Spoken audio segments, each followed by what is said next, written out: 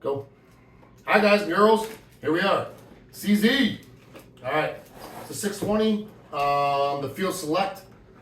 So here we go. I ordered it from, well, Sportsman's had a sale on it. So it's normally like $600, $599, whatever. Sportsman's had it $399, and then if you, of course, sign up for their credit card, whatever, you get like a $50 off. So I did that. Got $50 off. So anyways, I did this a few days ago. I think it was on the 13th or so. But here we go. It was actually delivered there. There's a Sportsman's. 15? Yeah, I picked it up on the 16th. Right? So here we go. So of course they let you look at the gun. We don't assemble it, or I should say firearm, but they don't assemble it, of course. So here we go. Here's how it comes packaged up. So I more or less looked at it. It's like, yeah, choke tubes are there, barrels over there, like behind all this stuff. I'm like, yeah, it looks like a shotgun to me. So I was like, oh yeah, looks good. Yeah, all right. Little handling marks. I'm not sure how that happens. But I was like, yeah, pretty good. Yeah, looks like a kind of economy gun, right? So I get home, and that was a Friday. So I just had a chance to mess with it today. So there was like a gouge running right there. Mind you, this is supposed to be a Field Select gun. Or firearm, sorry. So this little defect has been blued over or whatever they do, polished over or whatever, however you want to call it. But that's from the factory. Right where you look at the firearm. So I was like, I hope it rubs off, but it doesn't. Don't rub off. It's just there. And that's below the finish. I was like, man, maybe I'll live with it. I don't know. The wood's actually pretty nice. I mean, it really is pretty nice wood. You know. Is it high gloss? I don't know. It's not like they list it as high gloss. But, yeah. So, then your magazine tube. Let's just say that. Look at all this stuff here. I don't know if you can see that real good on the camera. It's like this is a brand new firearm, by the way. It's just all wear marks and stuff. Really bad right there. I'm like, during shipping, I don't know, it just wore it off. Not that it's a big deal, but it's kind of a big deal. So, moving on. So, this is today. So, we removed all the bull crap and the choke tubes. Which, by the way, the choke tubes, they don't say full, modified, whatever. Here's what you get. You get a wrench, you get choke tubes, you get 5. But they got little notches down in here, right? You just got to count the notches and then refer back to the book to see what choke tube it is.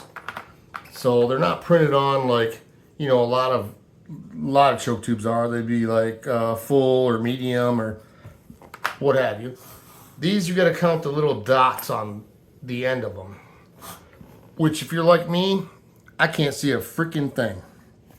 But somewhere around here, there's some dots. You got to feel it with your finger. It's kind of like Braille. So, yeah. To know which choke tube is which choke tube. But it's nice they give you 5. Alright, moving on.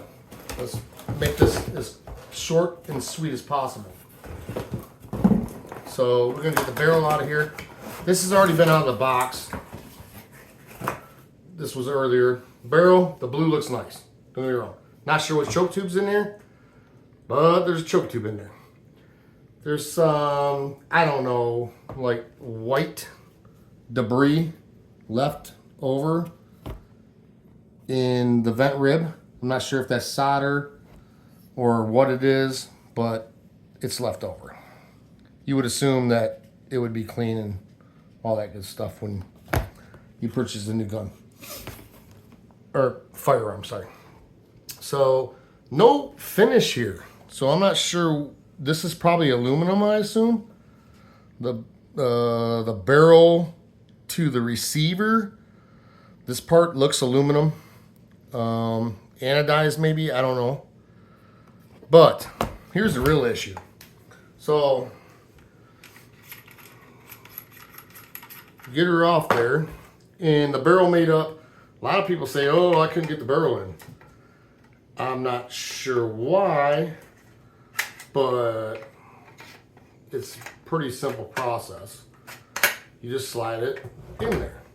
Not too bad, right? Torque down the cap.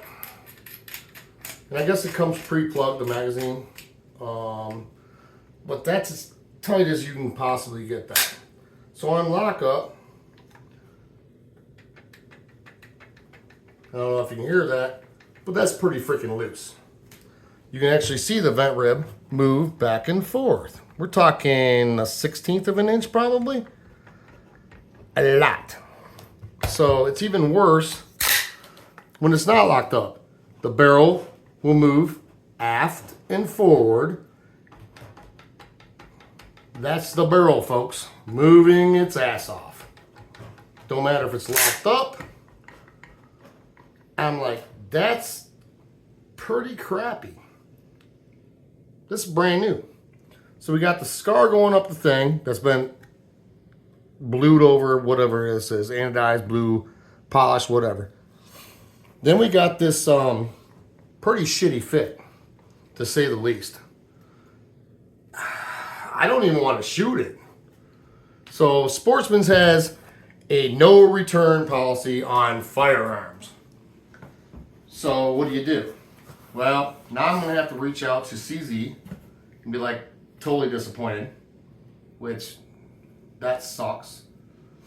I'm going to have to disassemble it, make a warranty claim, send it back to them, and I don't know if they pay freight or I pay freight, but if I gotta pay freight, I'm probably gonna be pissed off enough just to like destroy it, literally, and just eat the $3.99, whatever. I don't give a crap. But for a brand new shotgun,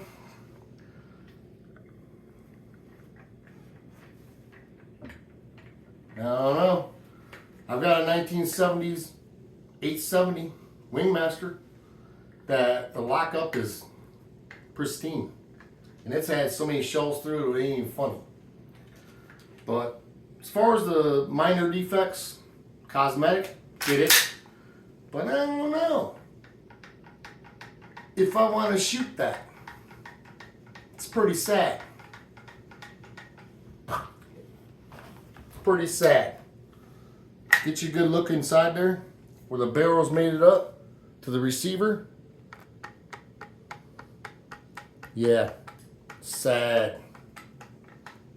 In and out. You can't get the nut no tighter. Can't get it no tighter. Alright, CZ, reach out to me. What do you guys think? Would you shoot it? Would you keep it? Would you send it back? Would you demand a new one? What do you do?